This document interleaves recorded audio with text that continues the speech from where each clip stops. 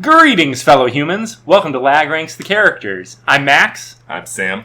Mr. Burr. And we're here with another list of 3 characters. This list comes from listener Daniel. This is an interesting one because I'm the big comic reader guy. I mean, obviously, my brother Sam does comic reviews with me of newer stuff, but with some characters, there's going to be stuff that only I've really read. That's true. But so the first one on this list is Marvel Man / Miracle Man from the classic Alan Moore Warrior comic series, Marvel Man / Miracle Man. There was a rights issue, which is why they called him Miracle Man when they came to the States. But now this character, I'll explain a little bit, is essentially he's a Captain Marvel ripoff, which is funny because Captain Marvel was kind of a Superman ripoff to begin with. But they wanted to do Captain Marvel style comics with essentially a light ripoff character, so they created Marvel Man, and he's also able to. He's a regular dude, like a regular schmuck, not a kid. He is an adult man who says a magic word, and then his superhero body takes over. His magical word is Kimoda, which is atomic backward. And he even has like a Captain Marvel family because there's a young Miracle Man and Kid Miracle Man. And this started out as like a super cheesy, like old school comic series, like 50s, regular adventures. Everything's goofy and weird. And then Alan Moore does this series where he reinvents this character as this weird, like tragic god and sort of a commentary on what superheroes would actually be like if like a man with Superman-style powers were to actually appear. Would he be a superhero? No, he would be like a weird god who would decide that the only way for mankind to be truly cared for would be for him to assume control of everything and shepherd the human race. It's a real weird comic. One of the issues is literally just a issue length Miracle Man birthing his son from his, I don't know if it's his wife or just his girlfriend, but it's very graphic. And he's fighting weird superheroes, and he finds out that all like his memories of his lighthearted adventures were programmed into him by the evil doctor that was his nemesis in order to, make him think that he was, in this weird superhero reality and keep him under control. That's pretty cool. He's an interesting character. He's only appeared in that one arc, really. Marvel bought the character like 5 or 6 years ago because they were going to start publishing things, but all they ended up doing was publishing reprints of the Alan Moore stories without Alan Moore's name on it because he didn't want to be associated with any major comic book companies at this time. Okay. Now, is he a green and yellow costume, red face guy? No, that is the one of the original Marvel Captain Marvels. One of the ones that's Kree, like that actually looked like a Kree. Okay. Well, that's good. Does he? Do you think he sucks? Here's the thing: is that he is 100% like the version that we're going to rank. Essentially, is just going to be the Alan Moore version because I haven't really read any of the classic Mick Anglo stories. Maybe 1 or 2, but they're essentially just old, stupid, like larks. The Alan Moore version is very like married to the story he's in. They're kind of like V, where he isn't going to work in any other story but this exact story, and this like slow process of Miracle Man becoming more and more detached from what it means to be a human as he spends more and more time as Miracle Man instead of in his human form. Like it's all a very good, very poetic, epic story. Well, I'll say this, but I don't know that he's super interesting as a character. If he's not, about him. You say that he's a bit derivative. I do like Alan Moore, but cultural impact not that high. Derivative of another series. Cultural impact's high, but continue. How high is the cultural impact? If as a non-comic fan, you could mention almost any comic character, and if I haven't read the series, I would have heard or been vaguely familiar, and this one, no. This one, no, compared to his Alan Moore's other things, because due to rights issues, they were never able to reprint this. It went out of print, and nobody ever talked about it for 20 years. Swamp Thing, all that stuff. I've heard of all of it. I'm more familiar with all of it than Miracle Man. So. And I would rank all of those characters. I think he's comparable to V. So we have V right at the end, right in front. V is low. V's really low, right above Jar Jar, and V's more significant to me. I would much rather read Miracle Man than ever read V for Vendetta again.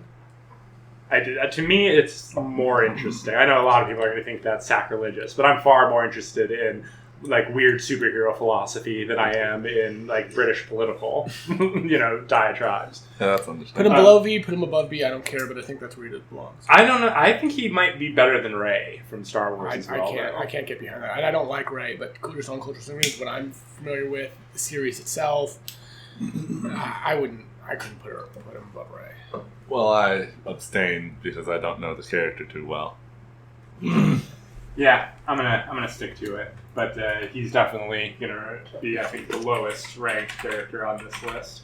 The next one is one that you guys will know enough about, I think, to be able to contribute to the discussion and ranking. And that is Shazam / Captain Marvel, the original Superman knockoff. I like Shazam. I think it's got a youthful, kind of quirky. It's different than most superheroes featuring magic and the transformation. It's kind of weird that it's like a symbiote with a kid that transforms and the kid, but it's like that's funny. Cool. The symbiote. Yeah, it's. I like versions of Captain Marvel, especially where he maintains most of his Billy Batson personality. He's not like, I'm sorry, I'm saying the wrong thing. I don't want him to be mostly just like he's Billy Batson in a giant body, because when he transforms, like Shazam is an acronym, and the S in Shazam stands for the Wisdom of Solomon.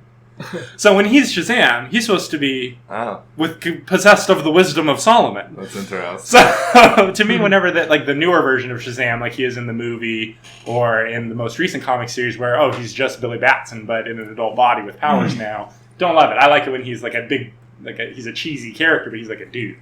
Right. Yeah, that makes sense. The speed of Hermes, the strength of Ares. I don't remember the others. Are any of those the knowledge of anybody? Because you can be an ignorant kid, but still have still be wise. Well, I feel like the Wisdom of Solomon contains knowledge. Probably. Yeah. Shazam, or what I put? Oh no, Strength of Hercules, Speed of Mercury. That's, I believe, how it goes.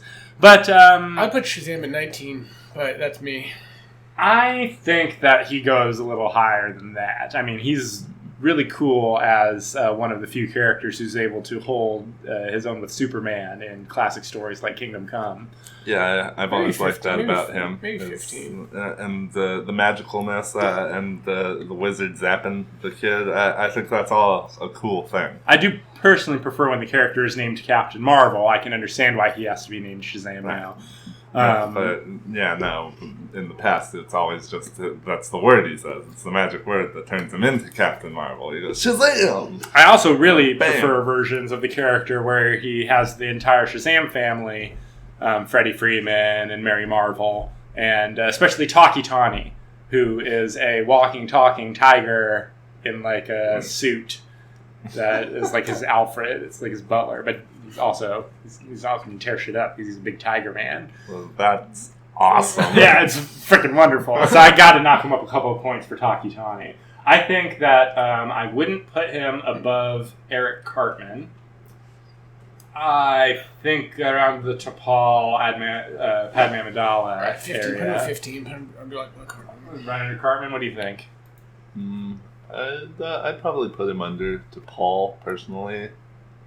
Yeah, I love T'Pol.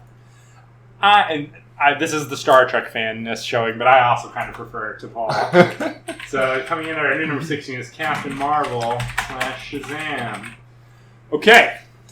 Last on the list is another one that I'm going to have to explain a little bit, but this is my favorite on the list, which is going to be funny because I imagine that most people who are knowledgeable of all these characters would definitely rank this character dead last.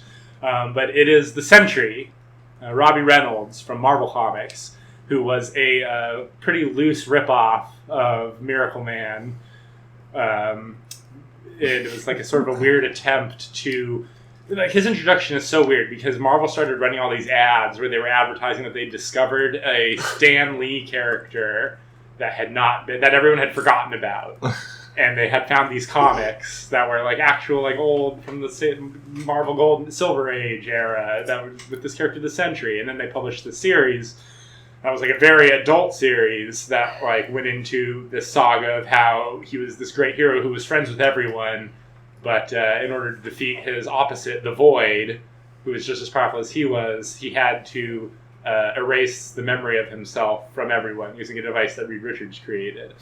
Sentry was an attempt to give Marvel a Superman-level character because he has the power, and I quote, of 1 billion exploding suns. That is so much power. And but his weakness is that he is severely agoraphobic. Partially because he's really afraid of what might happen should he lose control of his power, because he could literally instantly vaporize the Earth. But he's one of the few people who is good friends with the Hulk and Bruce Banner separately. Nice. In fact, that light energy that he radiates automatically calms the Hulk. So Hulk it makes his skin stop burning. So Hulk loves to hang out with Sentry. But yeah, the big twist is that the Void is the Sentry as well. He has the dark side that's his pure opposite. And if the Sentry saves a plane on one side of the Earth, the Void will sink a ship of people on the other side of the planet. Well, dang.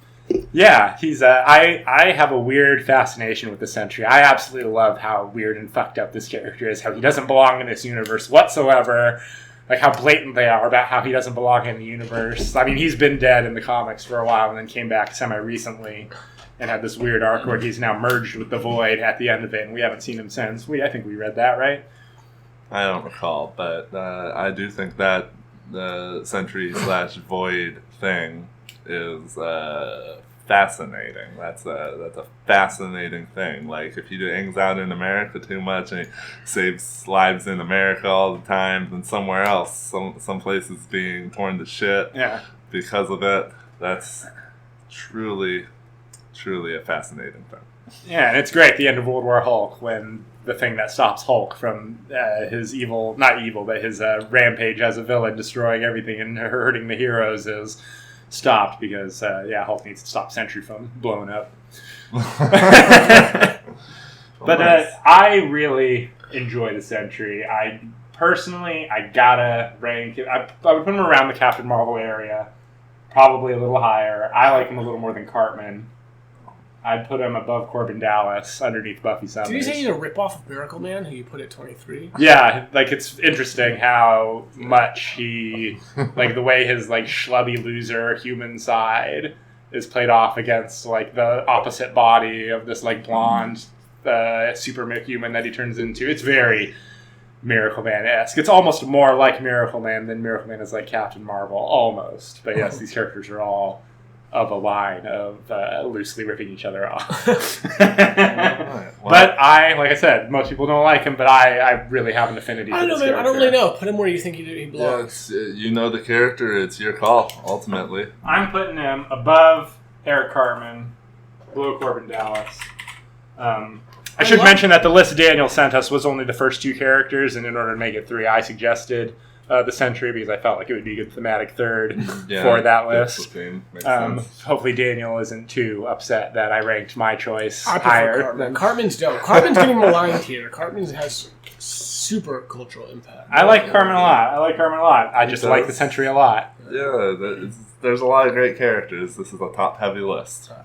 All right, so that was our list. If you've got a list of characters you'd like us to rank, leave us a comment, hit me up on Twitter, send us an email. Contact information is at the bottom of the description. Thanks for listening, everybody, and we'll be back with more character ranks in the very near future. Istanbul, once Constantinople.